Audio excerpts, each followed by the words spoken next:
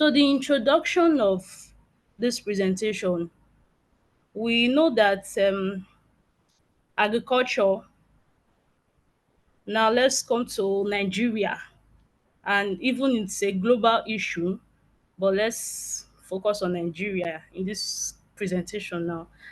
Agriculture faces several challenges such as climate change, the incidence of pests, diseases, and even the issue of land.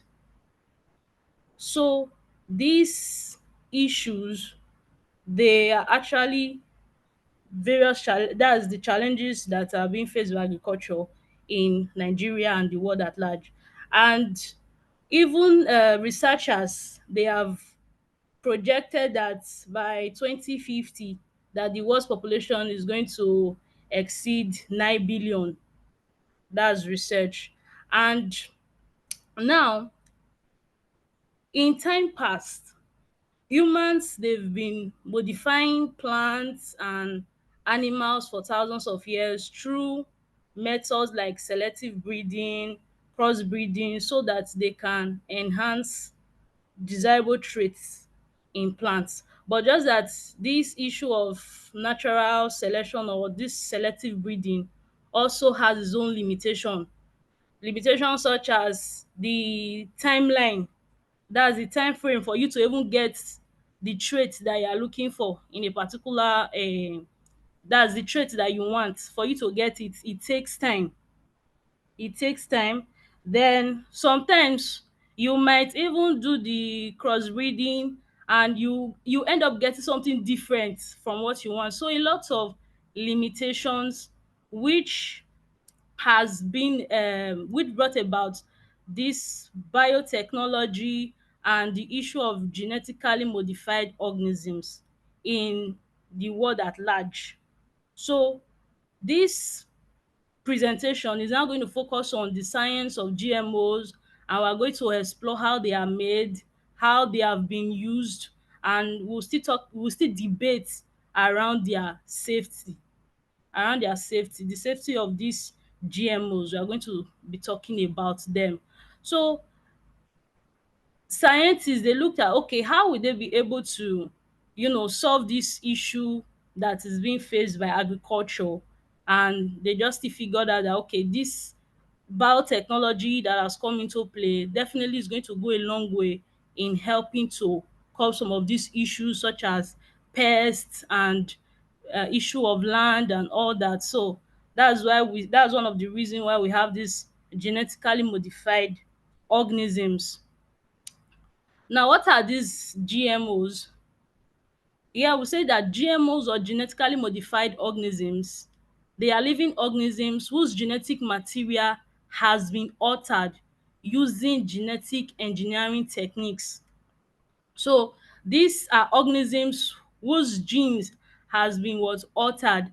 And yeah, I stated that this alteration in their gene, it involves either you're introducing new genes, or you are enhancing the existing ones, or you are silencing certain genes. Probably, let's say you have a plant, and there's a particular, for instance, tomato. There's a gene that is causing the tomato to deteriorate faster. So it's possible that you are able to silence that particular gene that is causing the tomato to rot quickly. So you are able to silence that gene, and then you are able to enhance the shelf life of that tomato. So GMOs, they actually used for a variety of purposes, such as making human insulin. You can if you want to introduce insulin, you want a, let's say, a particular plant to start producing insulin, the gene that is responsible for insulin production, you can introduce it into that crop plant. So whatever it is that you just want to create is just having to get the gene that is responsible for that particular trait that you're looking for, and then you introduce it into the organism that you you you want. Alright, so we go to the next, which is the history of GMOs. So these are early history of GMOs, certain breakthroughs that different countries they've made with this GMO. Like in 1982, the first GMO crop, which was a tobacco plant that was antibiotic resistant, was produced, and all others are stated here. In 1992, even China dey commercialize their tobacco plant, which was resistant to virus. In 1994, the US approved Flauserve tomato, which was also which is very common. This tomato is very common because of its enhanced shelf life, and all others are seen here. So a lot of countries, they've actually been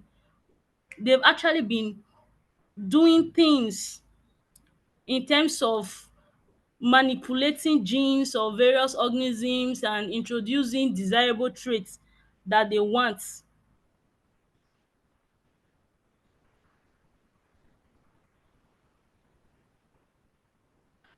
So we come to the science behind these GMOs, the science behind these GMOs. So if we want to if we want to introduce the desirable traits we want to see in, let's say, a particular organism, just like I mentioned earlier, it starts with identifying the gene responsible for the feature that we want to see. Just like, for instance, the tomato that I mentioned. Let's say, okay, we want to enhance the shelf life of a tomato. You can, for instance, you identify a gene that can prolong shelf life of an organism. You can still do it that way depending on what you want to do. Okay, so you can get a gene that, okay, this gene is responsible for prolonging the shelf life of an organism, and you introduce it into that tomato plant. Another example is the bt cotton. The bt cotton, we saw that the bollworm insect, they are always feeding on a cotton plant. So they're always feeding on a cotton plant, and there is an organism that actually secretes a poisonous substance that is able to inhibit, or that is able to kill those bollworm insects. So the scientists, they isolated that gene responsible for it, and then they introduced it into that cotton plant. So anytime the insect feed on the cotton plant, that poisonous substance, that gene, it begins to produce that poisonous substance, which ends up killing those bollworm insects. So that's another thing. So it starts by you getting what identifying the gene. Identify the gene, then you get the gene. Also carry out studies regarding that, on how that gene works. How does it regulate, how does it interact with other genes in the organism that you are working with. So after doing that, there is a need for you to, because definitely you are going to be inserting it into another organism. So you will need to isolate and clone the gene using a bacterial vector. So that vector, it serves, they call it, is a molecular vehicle. So definitely is going to transport that that gene now that is responsible, that is carrying the desirable trait that you want, into the organism. So it's definitely, you modify the gene so that it can function effectively inside the plant. Then another thing you do is that you then need to introduce this gene into for instance, you are working with your plant, you need to introduce it into the plant cell using two main method. It can be the Gingon method or this agrobacterium tumefaciens method, which is most commonly used. So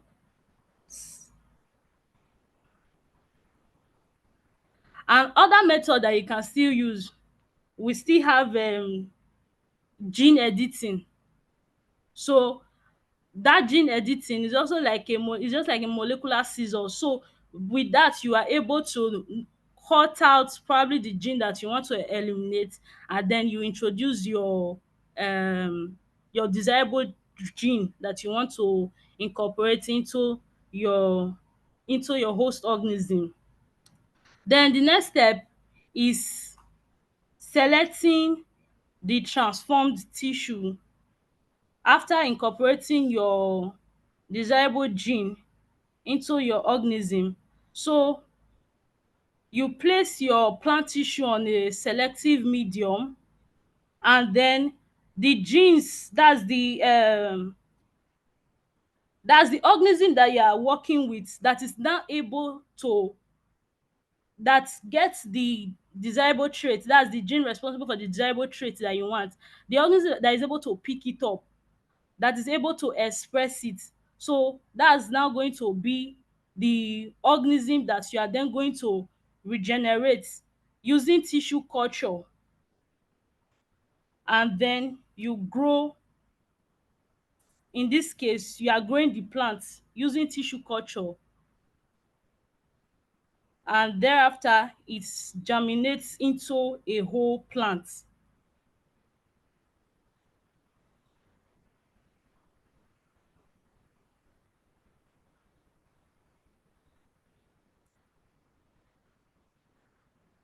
So we come to the applications of GMOs.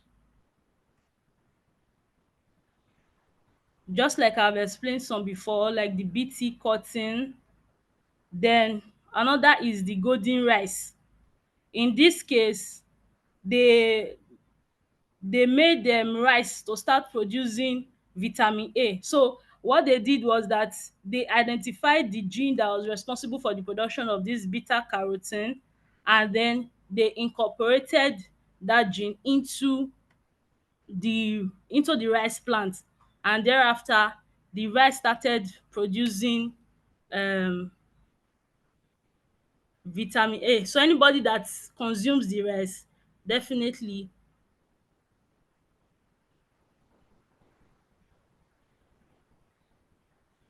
Then another one is still this herbicide tolerant soya bean. So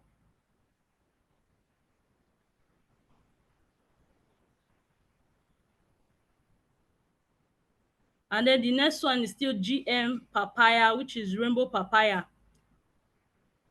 So these are various and so many more that has been done with this. These are just cases of what they've done, which are these genetically modified organisms. Now, what are the pros of these GMOs? The advantages. So the advantage of these GMOs is that you are able to have more nutritious food. Definitely you want to, let's say you want oranges that are sweeter. So it's just getting the gene, carrying out all the necessary processes, and then you get what you want.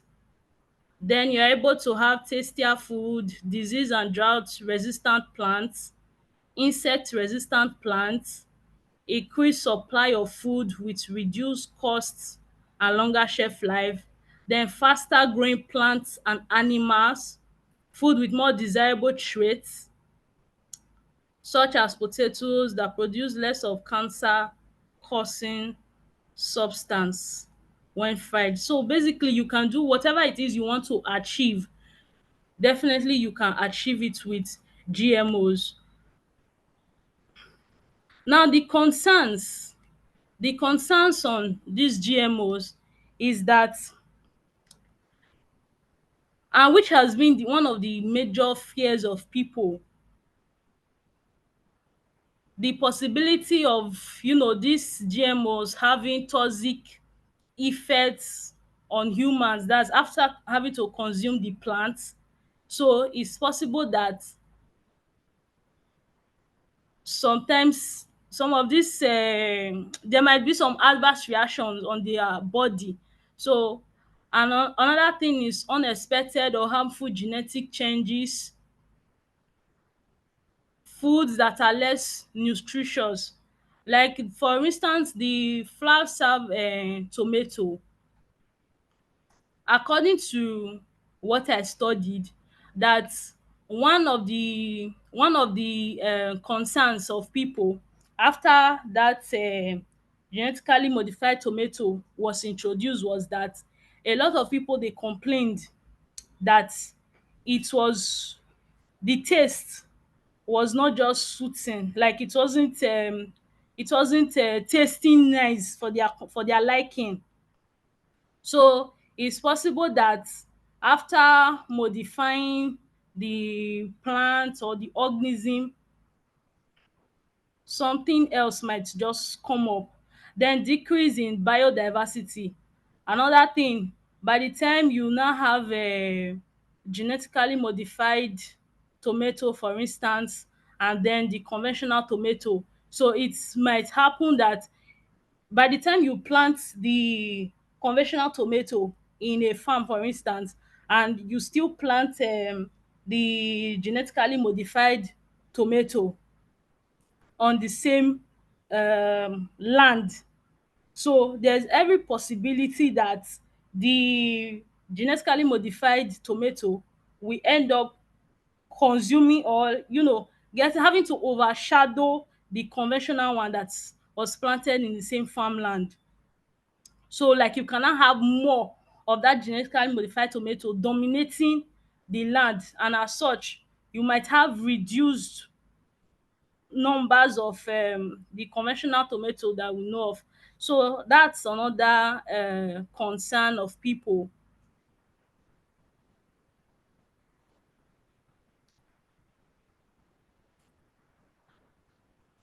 Now come to the regulation and testing of GMOs.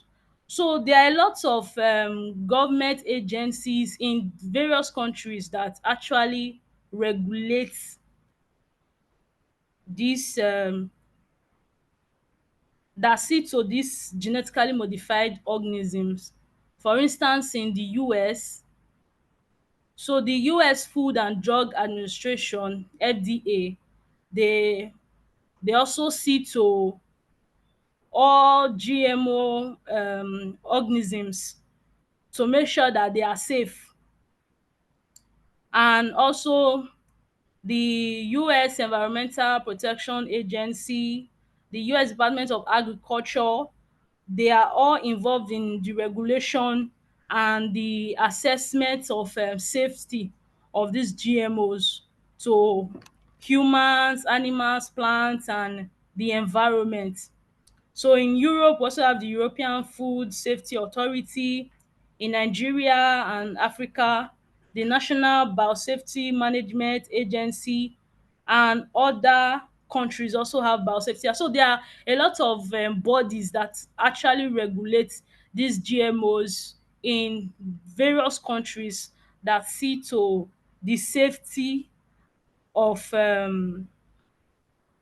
humans, animals in the countries, just to ensure that things are in order. And from what I got, that even at the global level, there is still a body called the Cartagena Protocol on Biosafety, so which governs the safe transfer and handling and use of GMOs across borders. Now the steps in the testing and approval of dis genetically modified organisms. It involve different steps, and the first step is laboratory and greenhouse testing. So definitely scientists will first of all test whatever it is that has been modified, whatever they've modified, they get to test it. And and most especially it's done on a small scale first of all. So they carry out a small scale trial to see if the modification worked as expected. And another thing is they still bring it out to the field. They bring it out to the field to get to monitor and then see the environmental influence, like that's the effect of the environment on that organism that has been modified. So the next one is still the environmental risk assessment, to just check if the GMO has the potential of causing harm to biodiversity, to organisms or humans even in the environment. Then food and feed safety assessment, dey check for toxicity, if there are possible allergic reaction, and also the nutritional equivalence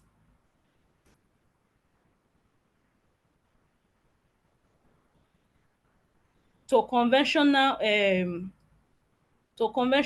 crops.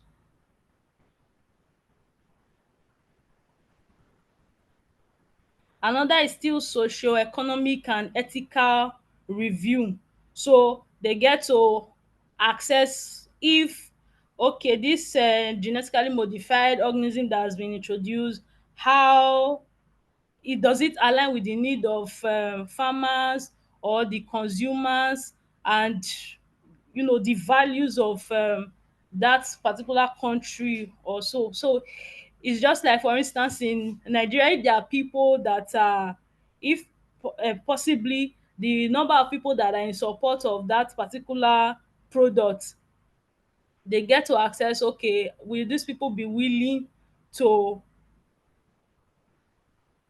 consume this product or not. So these are just various testing that they undergo before they can then approve any genetically modified organism in any country or whatever nationality.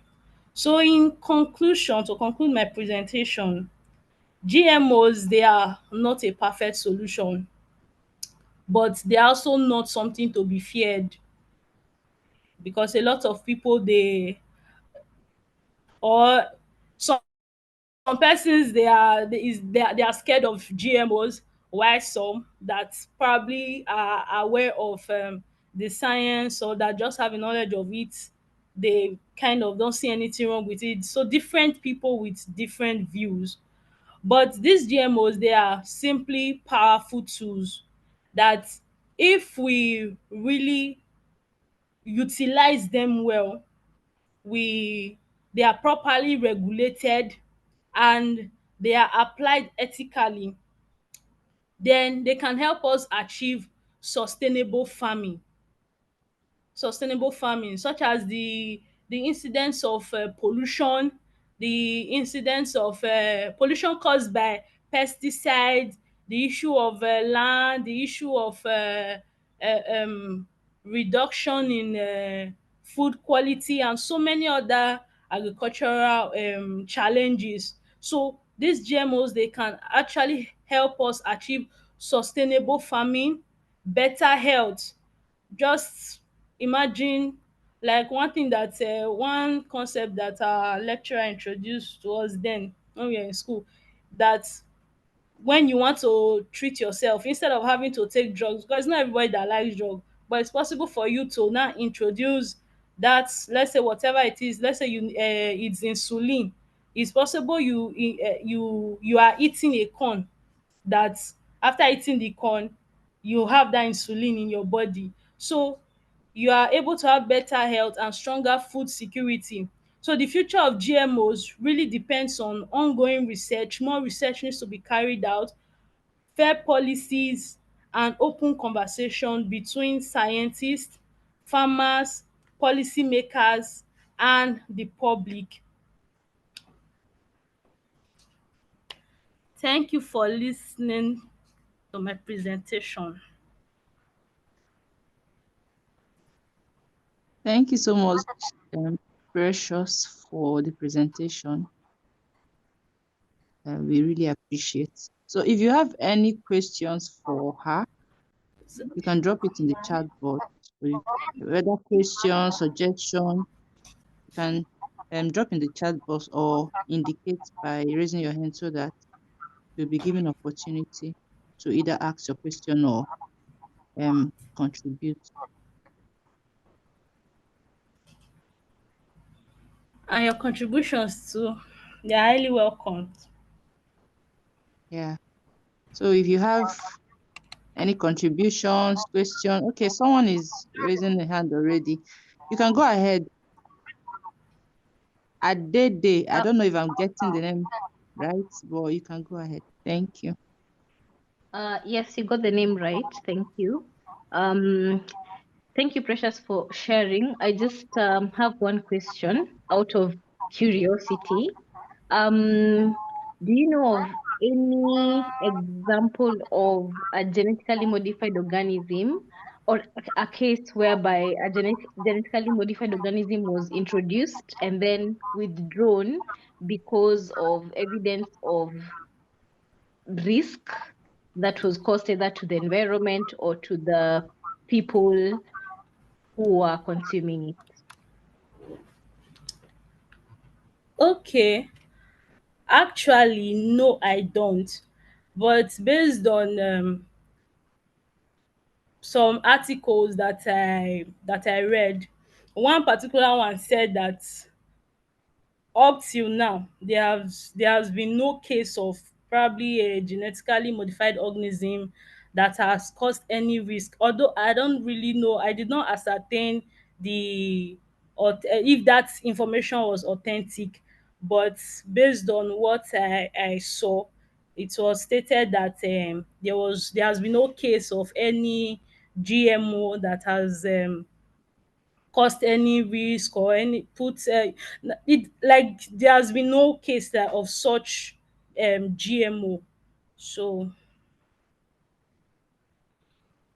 that's what I saw. Okay, thank you.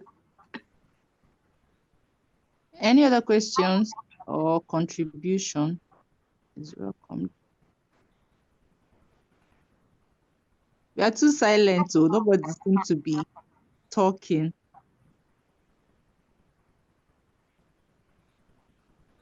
We're still waiting for questions or contributions.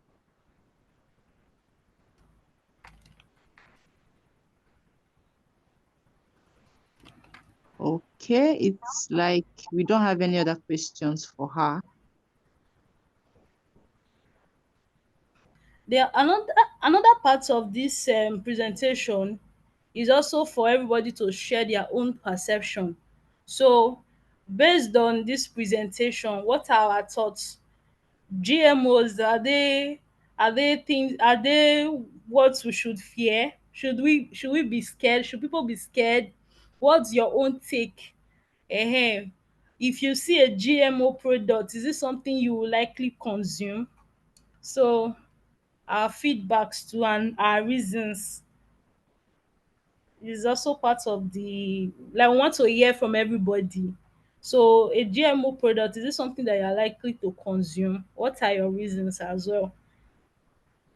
Okay, Precious, about this, I would even want to say something. I I don't know. I think communication around GMOs is also a very big, let's say, challenge. I don't know whether using challenge is the right word for it there, but the communication around it, because of recent, there is this thing about GMOs going on the internet that a particular set of people wants to use it to reduce the population of Africans and all that. And for that single reason, a lot of people will not want to go for GMOs. no matter how you paint it to be good or what, they won't want to go for it because they don't want the population of Africans to be reduced. So, do you think communication is like the what is being presented out there about GMOs is correct? And if it's not correct, how do you even think this mindset can be changed about people? I don't know whether it's something that is possible for it to be to give space for people to embrace um GMOs. Okay, the thing is, I believe there, based on my searching the internet, I came across a video where this popular Proco doctor, was also talking about GMOs. And in the comment section, he really took his time to explain the concept of GMOs, the pros and the cons, and make people to understand the science. And a lot of mm, a lot of things that people were saying, that okay, these GMOs, they can cause cancer, they can cause this and that, they can just bring about harmful, they can cause harm to the body. And so he was saying that such things, they are not true. He really enlightened the public. And even in the comment section, a lot of people are still like, even though you have explained everything, the fact is we don't want. So I just think is something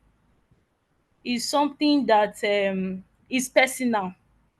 Okay, so it's just based on individual.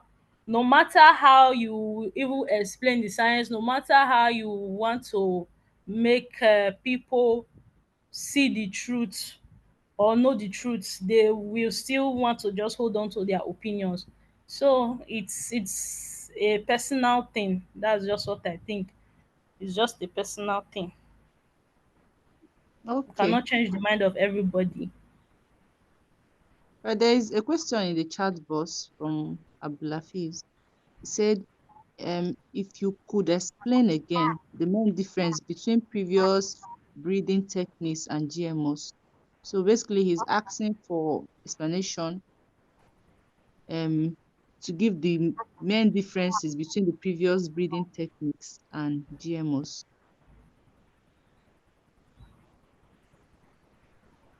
Did you get Okay. that? Yeah. Yes. Okay, so talking about previous breeding, for previous breeding, which is like the traditional breeding or natural selection I talked about earlier. It's that was one that was the method that in the past, that was what they were using to bring about desirable traits that they wanted. Like a lot of um, um, crops that we are consuming, a lot of varieties of crops that we are consuming, they are actually as a result of this natural selection that were done in time past, like the yellow corn and a lot of other crops. So one one of one of the limitations that was being faced with that natural selection was that it's possible that you crossbreed you crossbreed let's say, for instance, in this case, you are crossbreeding plants now. You want to see a particular trait in a plant, and then you crossbreed them. It's possible that you might go and have something different from what you want. It's possible. And even the timeline for you to even get what you want, it might take years. So there were a lot of limitations that we are faced with the previous that's the traditional breeding that became like a precursor for GMO. Now with GMO, it's something that you can do in the lab, and you get the traits that you want, as long as you get the gene responsible for that trait that you're looking for, definitely you will get what you want. And the timeline too, it's faster. So it's faster. So that's how I can speak to that. Okay, and we have some people raising their hands. We have, okay, Abdulafiz, I noticed that your hand is still raised. I don't know if you want to say something else to that, or your question has been answered. You can unmute and speak if you still want to say something. I Thank you. I think some people's hands were raised before mine, so I would like them to go first. I think Hassan wanted to say something, and Dr. Shakil. A part of what I wanted to ask had been answered, but I think I would like them to go first. All right, no problem.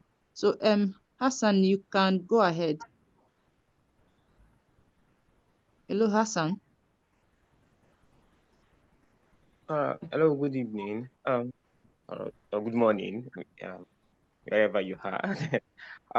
Thank you so much, Precious, for the presentation, and particularly, I enjoyed the part where you detailed the tests that are done on GMO plants, to ascertain its safety, the level of test, the greenhouse trial, the confined monitored field trials, the open field trial, and all. And a part of that, which I think we haven't done. I want to bring the conversation locally now. We haven't done in Nigeria is really assess public perception. All right. We I think with the common opinion of scientists or inclination of scientists is that we understand the science, and people that don't understand the science are people that are fighting against it. But we can see as part of the test for GMO utilization is consumer review, consumer acceptance, um, cultural acceptance, and all. So if GMO is failing that, I think that's what should be personally it should be directly addressed. It should be really directly addressed and not dismissed as unfounded claims. Plus, another question that I asked directly in the chat box now, which I would like Precious to comment on later, is that can seeds from GMO plants be replanted? I know we've had a lot in the internet, but this is scientific presentation where you can help us bust some myths. Can this seed from a harvested from a GMO plant be replanted? Because that's one key argument that people are bringing up, that these are plants that are meant to control as device of control, where when you plant one, you have to go back to the giver of the first seed to see buy another one to the plant, because the plant from this seed don't the seed from this plant don't germinate when you plant them again. Is that true or false? I think I will stop here now so that others can comment, and if I'm giving chance again, I will talk about the economic argument that people are also bringing forth. Thank you.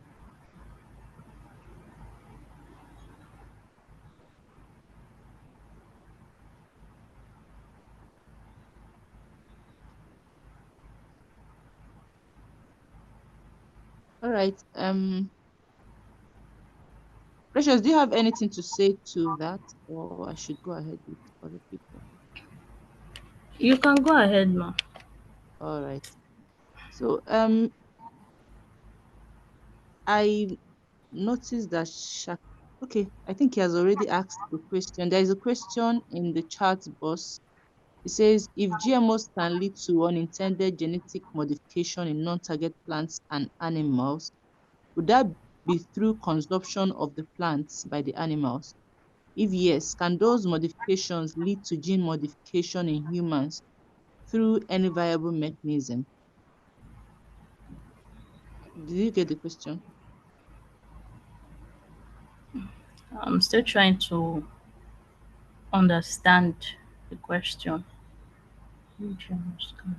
So I think basically what he's asking is it possible for GMOs to lead to unintended genetic modification like mutation in non-target plants and animals? And if it's possible, will it be through consumption of the plants by the animals? I don't know if I'm really communicating what he meant. Yes, if I could just speak to make it easier. Thank you All very right. much. Uh, I saw, I mean, during the presentation, thank you very much for an excellent presentation. And GMO is a very hot topic, so it was nice to get a lot of education on it. So I'd like to, during the presentation, there was a mention of unintended genetic transfer to non-targeted plants and animals. That was on the presentation. Yeah, So basically, I'm trying to clarify that does pollination. that happen in the environment through consumption of those plants by maybe an maybe by an animal or of such. Now, if that is the case, if it happens that genetic modification can happen to animals that consume GMO products, are humans at risk of mutation or genetic modification when they consume these products as well? Thank you. Okay.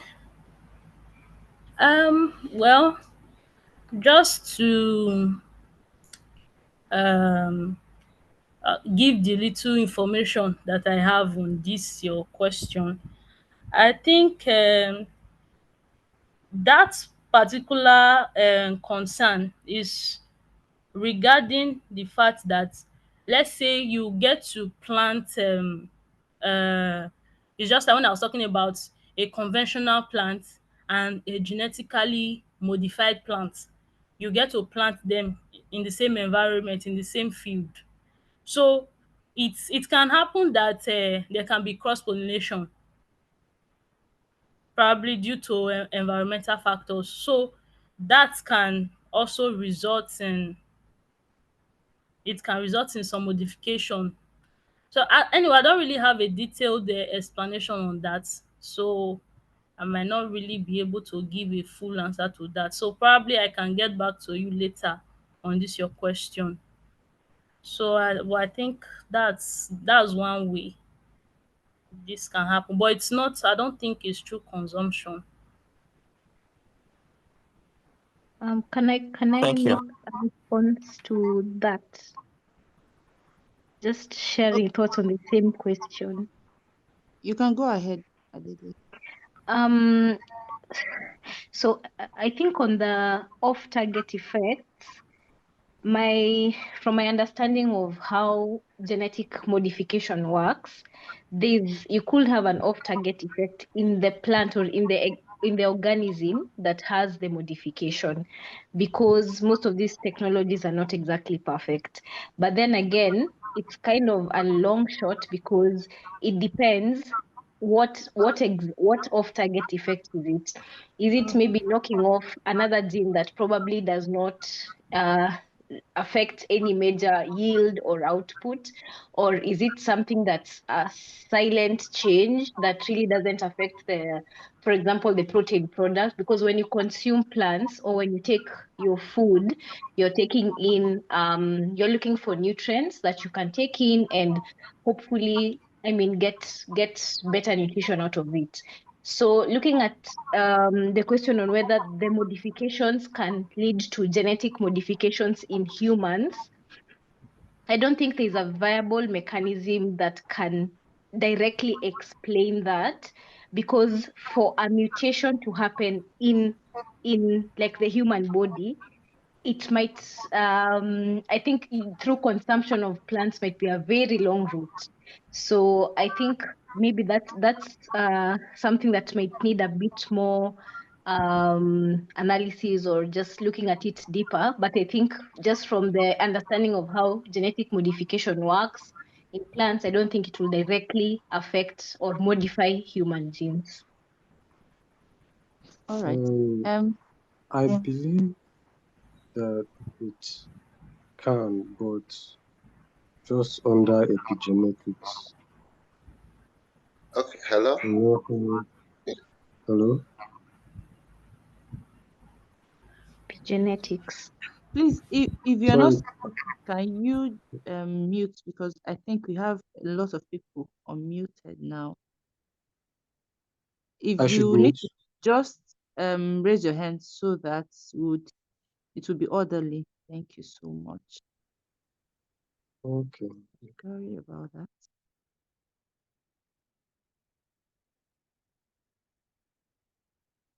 Okay, so since Cliff, since you are answering to this question, I think you can go ahead. Then we'll take Matt. We'll take Abdulafiz had already raised the hand, so we'll take after that Abdulafiz, Martin, and Habib.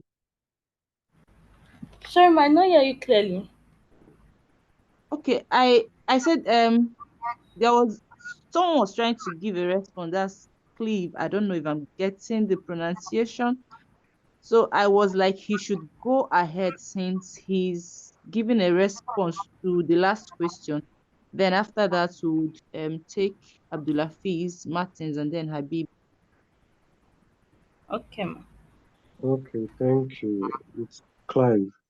But I was Clive, trying okay. to say that in certain cases, I believe that the content or the changes made to the plant can indeed affect the organism consuming it through epigenetics.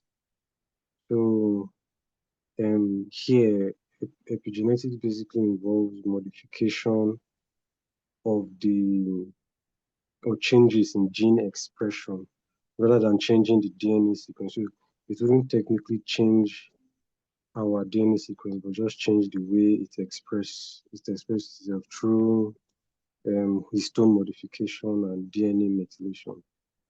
So there are certain nutrients that can lead to this. So we if we genetically engineer foods that have such nutrients in excess or way more than usual, and it is fed to a population um, living in a certain place that obviously maybe the temperature of the place or whatever the people of the place are exposed to, there could be, hypothetically speaking, some kind of histone modifications that take place. That's just how I feel, sure. All right. Um, Abdulafiz, I think you can go ahead. All right, thank you. Can you hear me? Very well. Okay. Yeah, thanks for the presentation and for the contribution from a lot of people. Um, I'm just coming from a different perspective now, which would also be in line with, I think, what someone has also mentioned earlier with respect to the ethical concern surrounding this. So I don't have any issue with this. It's a perfect system. The GMOs, it's it boost food production. It's contribute to the economy of the nation and things like that. But the main thing is this: um, there are so many issues surrounding it, and I just feel like uh, there are some certain things that should come before you incorporate some things into your system, just to be able to handle it if, for instance, it explodes, or there should be some sort of strategy to handle it if something happens. I mean, just like someone said, there could be off-target effects. Apart from even the all of the off-target effects, from my knowledge, um, these GMOs are strategically researched based on the environment and the conditions of different places. And to the best of my knowledge, except if I'm wrong, um, taking this to maybe Africa or Nigeria would mean that most of these plants would just be taken from outside of the country or outside of Africa where those conditions were studied, which might actually be different from what we have in Africa. And it is not impossible that we start having something completely different. And like I said, um, I don't think we have the strategy or we have the capacity to be able to monitor things. To me, it's something we can adopt, but honestly, I feel like there's something that should come first. Um, we can try some other form of agriculture before we dabble into something like this. Have we tried those things? The people that are into GMOs, they did not just get to GMOs overnight. They tried some other things and they realized that okay, maybe these other techniques maybe are not they're not sustainable for us. So that's why okay, have to include this. But here we haven't tried other means. We don't even have the strategy. We don't have the mechanism. We don't have the system to be able to um and do things like this. And it's to me, it's just like the putting the cat before the horse. Both the cat and the horse are fine. They are both functional, but if they are in the wrong direction, then it becomes problematic. So yes, we can do GMOs, but I think we should. If there's a system, for instance, if you have to study these GMOs in our own environment directly, um, other than just taking some of the seeds or some of those products that were studied outside of our environment and bringing them here, and that even increases the chances of having the off-target effect. So I'm just curious that there should be some sort of, or I'm just of the opinion that there should be some sort of other strategies that we would have to use to handle our food security before we dabble into GMO. Yeah, it's fine. People do it, we consume it, but do we have um the capacity to contain it when things explode? Thank you. That's my comment. All right. Thank you so much for that comment. And before we go ahead, kindly note that the attendance link is in the chat box. It's for members. Please, if you are not a member of Biospera, don't stress yourself with filling up the attendance. So the attendance link is in the chat box. Do well to fill the attendance because that's what signified that you're part of this session. Okay, Martins, you can go ahead. I noticed that you are no longer raising your hand. Okay, So I thank don't you. know what I guess the hand got tired and went down. so sorry So, about that. no, it's fine. Mm. So, hello everyone. Forgive my voice. I'm having catarrh, so I sound nasal. Anyways, based on what I know, I think I want to add to what Clive already said. When you talk about genetically modified foods, generally, most genetic modification for it to be successful, it really has to be stable, and that means if it's stable, otherwise if it's not stable, essentially the rate of evolution or breakdown will be much higher. And essentially, once it's stable like that, it's very, very unlikely for it to transfer its characteristics. So, like Clive said, there is some evidence that GMOs may influence organisms through epigenetic changes. It's still a very, very young field. And another thing is epigenetic modifications are very rarely transferable. The whole concept of epigenetics is still novel, relatively. So even though genes may be modified, it doesn't necessarily change the person's genetic sequence. So the chances that GMOs will cause genetic modification is still something that's only a myth at this stage, because nothing is really known about it. Thank you. All right. Thank you for the contribution. Habib, you can go ahead.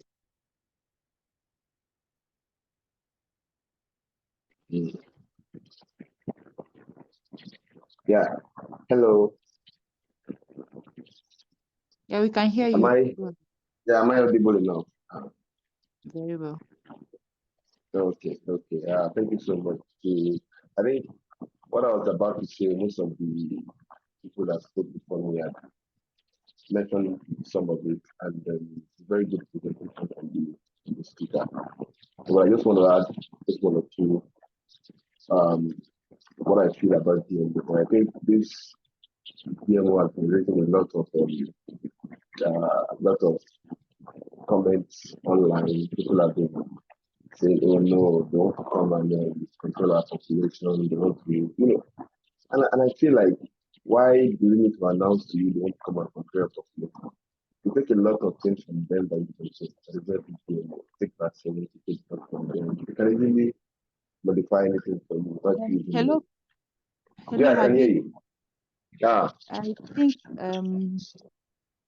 we can't really hear you clearly at this point. I don't know whether it's network Oh, issue. so how about now? Oh, it's better now. It's better. Okay, okay. I think I'll be more loud. So I feel like, because when we talk about science and things that come from science, not be sentimental or try to be emotional. If anybody's going to control population or going to do anything to anybody, they can do it in other different ways than just putting it in GMOs. We take a lot of drugs from Western countries, take a lot of things from them. They can easily do anything to us. So I feel like the GMO thing should be led, even if it's going to be adopted in Africa, it should be led by African initiative. To start the African initiative. But we don't have it. That's why they are bringing it to us. We've seen a gap in our market, but we don't have enough. So we are starving. We can't keep people. Food is very expensive. GMOs will cut those things down. They've seen that gap and they want to come in and exploit that gap for industrial purpose. So it is not left to us to try to take up the opportunity that how do we feed our. So if we start, everybody starts shouting that we cannot take GMO because nobody's going to control anything. People are dying of hunger. It's not food. So, and the scientific part too, I think it's something that nobody knows because it takes a lot of time before you can understand that, okay, this GMO is saying or define something. But I have a very weak thought that it's going to modify anything, because I think they've incorporated genes and they try to express it and in a way that's not going to modify anything. There's another promoters that are specific to plants, not in animals. So I think, I don't know how people are saying, but yeah, it's a concern. But I think GMO thing is something that um, we should appreciate. And one way to do it again is that you can restrict GMO to a particular part of the country, and then in the market you can have two crops: GMO, non-GMO. Then pick one. Anybody that wants to pick GMO to pick, but obviously when you look at the GMO plant, it has more produce and more nutrients because they modify it. But then you can pick GMO, non-GMO, buy what you want, and then you can go. It's okay. So, but for we to sustain our population and for we to feed people, we need to try to find a way to upscale our own production of food. And we can't do that by traditional agricultural means. So we have to look for better ways to do it. So that's my comment. Thank you. All right, thank you so much for your contribution. We have one more question, and I think that would be the last question because of our time. But before that, let me still remind us that the attendance link is in the chat box. So do well to fill the attendance. Okay, we have a question from Hassan. He said, can DNA segments be transferred between unrelated organisms like plants and animals, or is plant DNA similar to that of an animal? He says, I know viruses can integrate their DNA in human system, even though different species. That's because they can enter the cell. But DNA fragments from digested plants integrating in human DNA seem like a stretch. But then maybe other mechanisms are possible. So basically, he's asking if DNA segments can be transferred between unrelated organisms like plants and And animals. I think that's the basic. hello, wait. Sorry for interrupting you. That was just a comment I was trying to pass on Oh, Dr. oh, it will. Shakir's question about transfer. What I would like is if my own question on if GMOs can be replanted, really. That's it. And if I would had, I would say in Nigeria like this where people are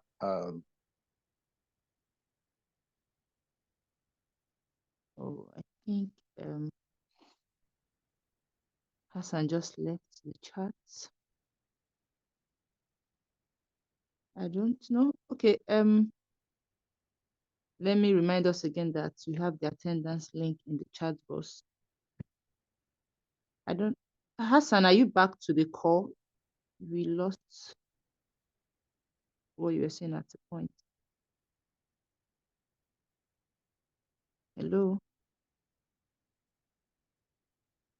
Hello, Faith. Yes, I think we didn't get what you were saying at the point. Yeah, sorry, I was logged out. I think that was network glitch. I was Oh, just saying, as a suggestion, like I said in Nigeria, I think we can um, consider GMO in places like Africa or Nigeria where it has some cultural resistance.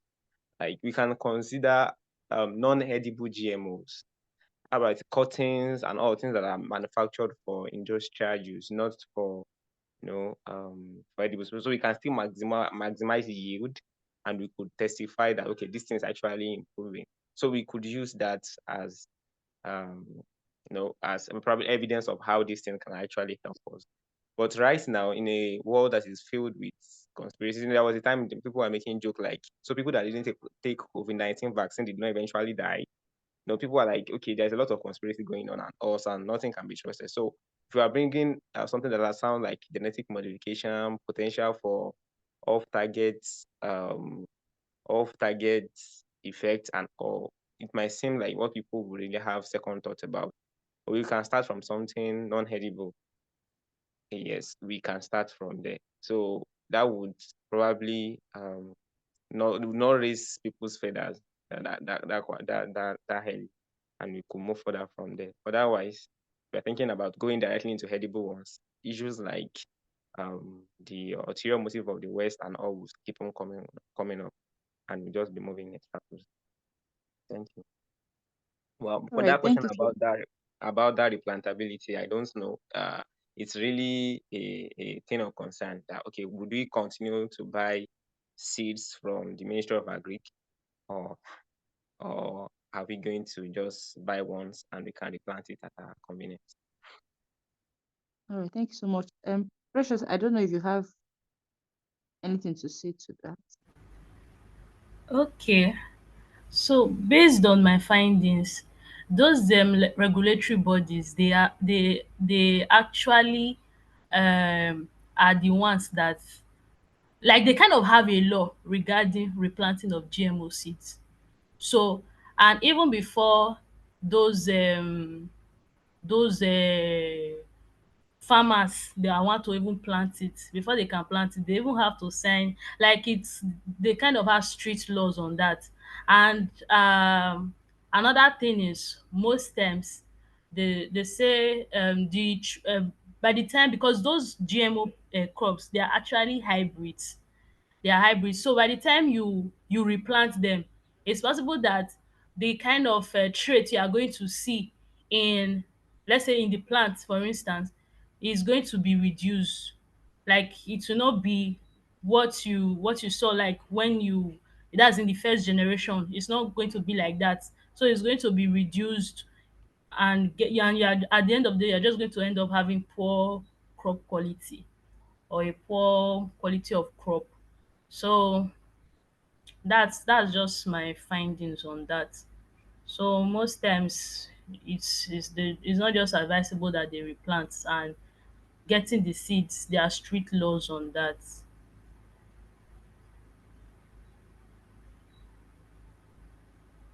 All right. Thank you so much, everybody, for your contribution. Because of our time, we may not be able to take further questions and contributions. And thank you so much, Precious, for the presentation. Someone said it's a precious presentation. So before we call it a, is it a day or be a night? Anyone? Before we end the section, we have an an announcement for us.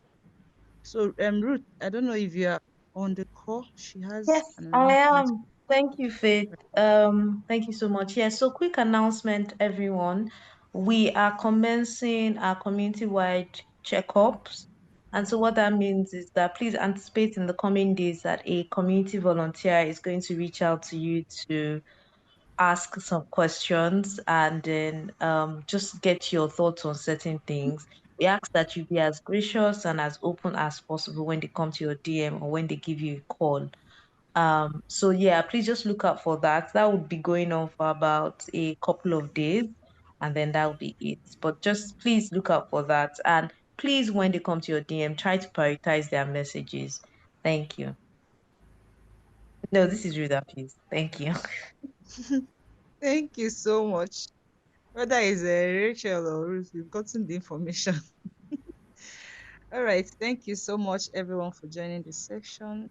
Um, I don't know if our founders have anything to say before we finally end the section, but for now, we won't be taking further questions or contributions. Please, if we are unable to take your question or your contribution, really apologize for that.